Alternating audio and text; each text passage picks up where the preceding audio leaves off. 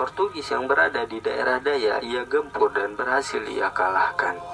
Ketika Portugis mundur ke Pidi, Bukayat Shah juga menggempur Pidi, sehingga Portugis terpaksa mundur ke Pasai. Bukayat Shah kembali melanjutkan gempurannya dan berhasil merebut benteng Portugis di Pasai.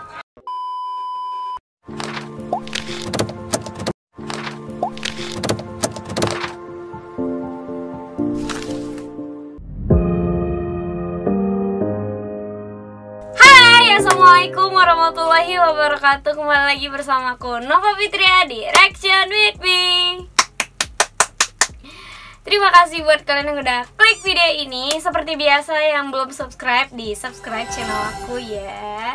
Dan buat kalian yang mau follow Instagram aku, boleh silakan di sini. Oke, jadi seperti yang di judul, terima kasih banyak yang udah klik video ini. Terima kasih banyak. Aku bakalan reaction 5 kerajaan super duper 5 kerajaan super power dalam sejarah ya. Nah, dan salah satunya tahu nggak siapa? Ayo langsung aja kita tonton ya videonya biar kalian tahu.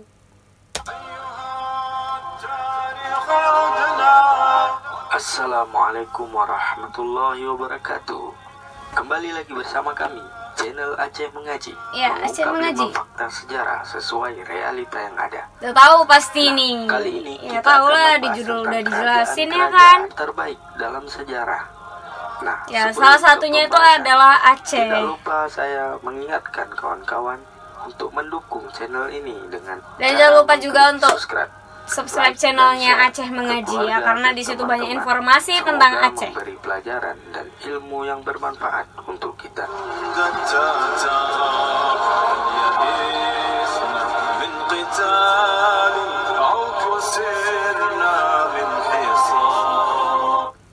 Baik, inilah 5 kerajaan terbaik dalam sejarah.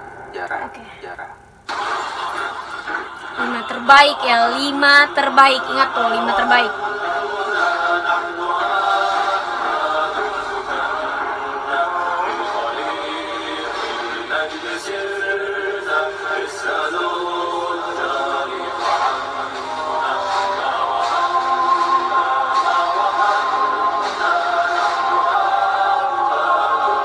Kerajaan dulu-dulu tuh kayak gini, berkuda. Dinasti Umayyah.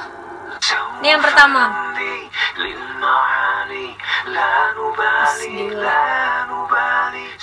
Dinasti Umayyah ialah Dinasti dinasti Umayyah kerajaan pertama dalam Islam namanya. setelah Khulafaur Rasyidin. Berdiri pada tahun 661 sampai dengan 750 Ngeri-ngeri kali loh di zaman-zaman Jazirah dulu. Arab dan sekitarnya. Kalian yang lahir di tahun-tahun pada Umayyah bin Abdul bukan Asyam, tahun kerajaan, aman dari lah. Khalifah Sama pertama kayak aku juga. kerajaan Umayyah, yaitu Muawiyah Tapi radhiyallahu seru anhu. loh Seorang sahabat kerajaan-kerajaan mulia dulu tuh. sekaligus Perang penulis wahyu Rasulullah kejam juga sallallahu sih. alaihi wasallam. Pada masa Khalifah Muawiyah radhiyallahu anhu, umat Islam meluas hingga ke Tunisia, Khurasan, Afghanistan, sampai ke Kabul. Dan yang lebih menarik lagi, pada masa ini armada laut muslimin pun menjadi armada laut terbaik pada masa itu. Pada tahun 711 Masehi, Khalifah Al-Walid bin Abdul Malik rahimahullah sempat mendarat di suatu tempat yang sekarang dikenal dengan Belartar atau Jabal Tariq. Di sana kaum muslimin dengan izin Allah Subhanahu wa taala dengan mudah menaklukkan ibu kota Spanyol, Cordoba, menyusul kota-kota lain seperti Sevilla, Alfera, dan Toledo. Hingga sejarah mencatat betapa senangnya rakyat di sana karena telah terbebas dari kekejaman penguasa sebelumnya. Pada masa Umar bin Abdul Aziz rahimahullah, Bani Umayyah mencapai puncak keemasannya, di mana beliau sangat arif dan adil dalam pemimpin, hingga tercatat dalam sejarah di mana keadilan dan keamanan pada masa itu membuat rakyatnya sangat mencintai pemimpinnya. Allahu a'lam.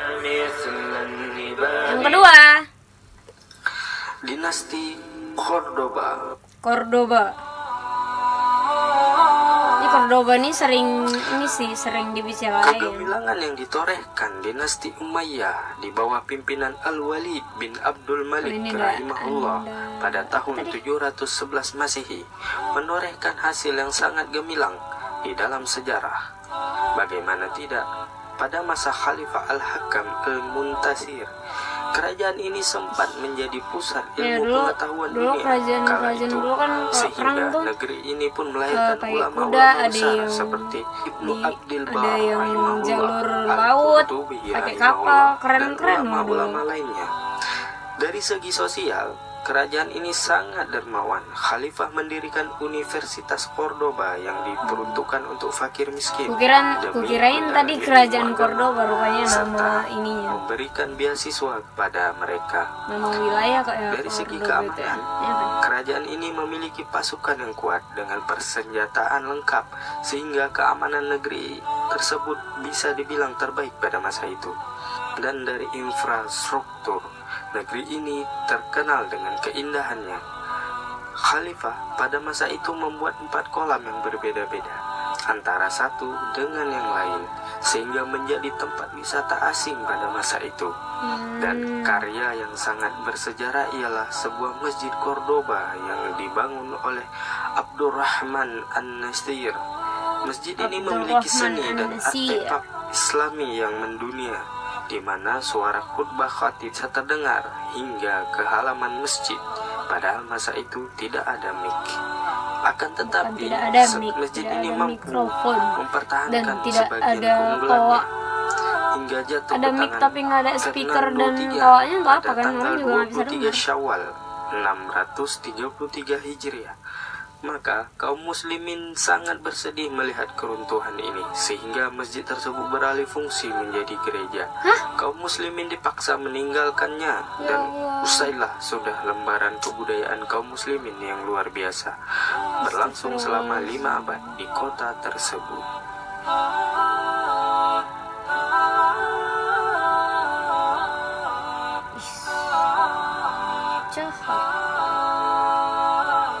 Oke, yang ketiga, dinasti Abbasiyah.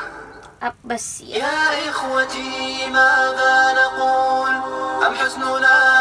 Didirikan pada tahun 132 Hijriah atau 750 Masehi oleh Abdullah As-Safah bin Ali bin Abdillah bin Abbas setelah runtuhnya dinasti Umayyah pada tahun yang sama. Dinamakan Abbasiyah karena pendiri dari penguasa ini keturunan Al-Abbas, paman Nabi Sallallahu Alaihi Wasallam. Kekuasaan awalnya di Kufah dan akhirnya dipindahkan ke Baghdad. Dinasti ini terlama dalam masa kepemimpinan yang menjadi pilar Islam, mengubah keadaan gelap menjadi terang, tegas akan panji-panji keislaman, serta menjadi pendukung akan dakwah Islam sesuai Al-Quran dan As-Sunnah. Dan salah satu pusat ilmu pengetahuan dunia kala itu selain Cordoba. Dari dinasti ini banyak terlahir ulama-ulama dunia yang kita kenal seperti 4 mazhab, Imam Abu Hanifah, Imam Maliki, Imam Syafi'i, dan Imam Ahmad rahimahullah, serta imam ahli hadis seperti Imam Bukhari, Imam Muslim, Ibnu Majah, Imam Abu Daud rahimahullah, dan ulama-ulama hadis lainnya yang kitab-kitabnya menjadi rujukan hingga saat ini. Masa keemasannya yaitu pada masa Khalifah Harun Ar-Rasyid rahimahullah, seorang muslim yang taat menjalankan pemerintahannya di bawah norma-norma keislaman. Tidak seperti apa yang kita dengar dan kita baca tentang kisah batil Abu Nawas yang menceritakan tentang kezaliman Khalifah Harun Ar-Rasyid. Na'udzubillahi min dzalik. Puncak keemasan pun dirasakan oleh kaum muslimin, di mana para pemuda dan anak-anak mendapat jaminan pendidikan gratis dan pintu-pintu ijtihad terbuka luas, sehingga negeri ini dijuluki Madinah As-Salam. Dinasti ini pun runtuh pada tahun 750 oleh serangan bangsa Mongol yang sejatinya telah bekerja sama dengan pengkhianat yang berakidah Syiah laknatullah, yaitu Ibnu Al-Qami. Semoga Allah membalas kezalimannya. yang pada saat itu dipimpin oleh Khalifah Mu'tasim Billah yang terperdaya oleh tipu muslihat menterinya, yaitu Ibnu Al-Qami. Orang-orang dulu ada juga yang setan ya. Dinasti Utsmani.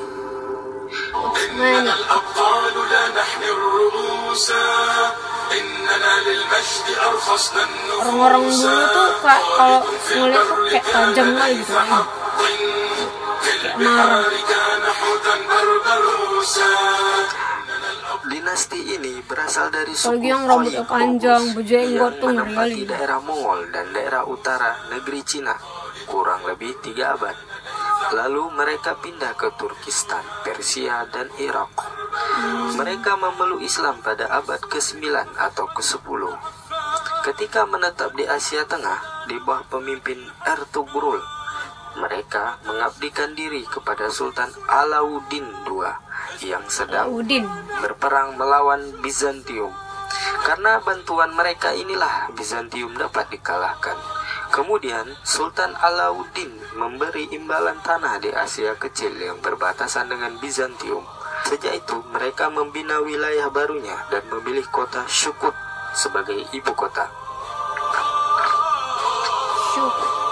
Pada tahun 1289 Hijriah, Ertugrul pun wafat dan tampuk kepemimpinan diserahkan kepada Utsman anaknya. Ketika terjadi penyerangan pasukan Mongol yang mengakibatkan wafatnya Sultan Alauddin rahimahullah dan negeri tersebut menjadi porak-poranda, Utsman pun menobatkan dirinya menjadi sultan demi menyatukan kaum muslimin yang terpecah-pecah. Di masa Utsman rahimahullah, umat Islam pun kembali memiliki kepemimpinan dan kekuatan setelah runtuhnya Khalifah Abbasiyah atas serangan Mongol. Dan yang lebih luar biasa ialah dari dinasti inilah terrealisasikannya sabda Rasulullah Sallallahu Alaihi Wasallam akan ditaklukkannya kota Konstantinopel. Beliau Sallallahu Alaihi Wasallam bersabda, akan ditaklukkan kota Konstantinopel dari umatku. Pemimpin yang menaklukkannya adalah sebaik-baik pemimpin, dan pasukan yang berada di bawah komandonya adalah sebaik-baik pasukan. Hadis riwayat Ahmad. Beliaulah Muhammad Al-Fatih rahimahullah yang terdidik sejak kecil dengan agama yang kuat. Hingga ahli sejarah mengisahkan beliau tidak pernah tinggal salat qiyamul lail. Semoga Allah menyadarkan kita dan anak-anak kita tentang pentingnya tauhid dalam diri ini. Tauhid itu emang penting ya dalam hidup dan keadilan negeri. Makanya kalian tuh dari kecil tuh harus belajar tauhid. Kalau diajarin tauhid di ngaji di MDA itu dengerin. Di mana negara ini karena dari MDA kita memulainya gitu. Nanggro Getanyo Aceh Darussalam yang menjadi sekutu terkuat masa itu. Dan semua ini tidaklah lepas dari keimanan dan doa kaum muslimin kala itu hingga Allah Subhanahu wa Ta'ala menghendaki kemenangan ini. Setelah wafatnya Khalifah Sulaiman Al-Qanuni, kerajaan ini mulai melemah. Hasutan dan pengkhianatan pun merebak. Para pemuda lebih condong ke pemikiran barat. Ijtihad memudar dan keinginan untuk mempertahankan agama Allah pun hanya segelintir orang saja. Hingga pada tahun 23 Maret 1924 Masehi, kerajaan ini pun runtuh. Inilah ujian umat terbaik dan pelajaran untuk generasi selanjutnya akan pentingnya keimanan dan ilmu agama. Wallahu a'lam bishawab.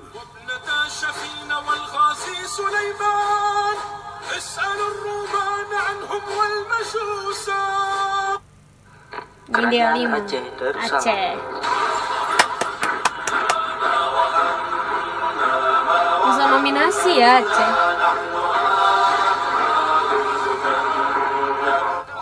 Kerajaan Aceh berdiri menjelang keruntuhan Samudra Pasai sebagaimana tercatat dalam sejarah pada tahun 1360 Masehi.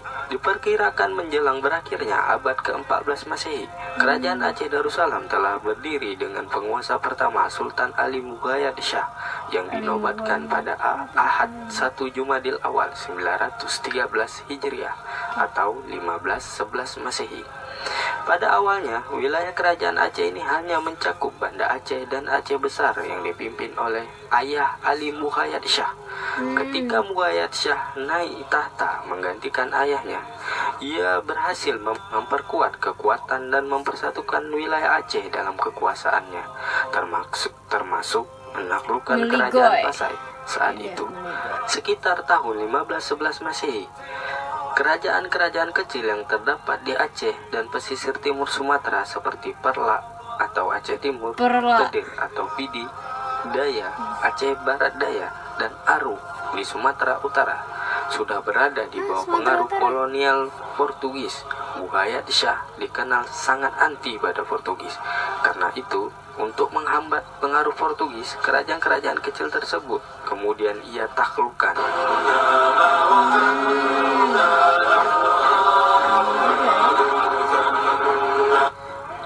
Portugis yang berada di daerah Daya ia gempur dan berhasil ia kalahkan.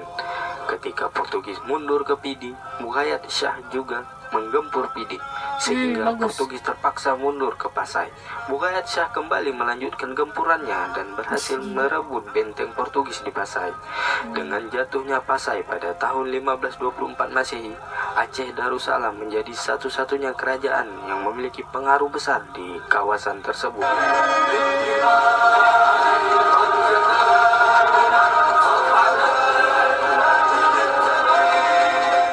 Kerajaan Aceh juga dikenal dengan syariah Islamnya yang kuat. Bisa kita lihat bagaimana penerapan syariah Islam pada masa Sultan Iskandar Muda, dan pakaian-pakaiannya pun terlihat sopan. Kemakmuran negeri Aceh juga terkenal dalam sejarah seperti yang diungkap oleh pengembara terkenal Muslim yaitu Ibnu Battuta. Ketika dia menapakkan kakinya di Aceh, ia mengatakan, negeri yang sangat subur dan hijau, kemakmuran yang merata, hingga masyarakat pun terlihat damai pada kala itu. Dan mata uang yang dipakai ialah mata uang dinar dan dirham. Oh, dulu pakai dinar sama dirham. Dalam sejarah diungkap, hanya kerajaan-kerajaan besar saja yang menggunakan mata uang dinar dan dirham. Aceh Darussalam mencapai masa kejayaan di masa Sultan Iskandar Muda Johan, pahlawan Mekuta Alam, tahun 1590 sampai 1636. Pada masa itu, Aceh merupakan salah satu pusat perdagangan yang sangat ramai di Asia Tenggara. Kerajaan Aceh pada masa itu juga memiliki hubungan diplomatik dengan dinasti Turki Utsmaniyah, Inggris dan Belanda. Pada masa Iskandar Muda, Aceh pernah mengirim pasukan ke Turki Utsmani dengan membawa hadiah. Kunjungan ini diterima oleh Khalifah Turki Utsmani dan ia mengirimkan hadiah balasan berupa sebuah meriam dan penasihat militer untuk membantu memperkuat angkatan perang Aceh.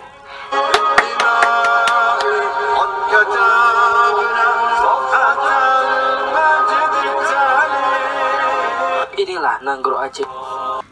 Oke, jadi itu dia 5 sejarah ya. Sejarah super power dan salah satunya Aceh. Ini emang Aceh tuh emang keren banget, tau nggak? Keren kali pokoknya. Kalian ya yang berjalan Aceh bangga loh, sumpah serius. Bangga.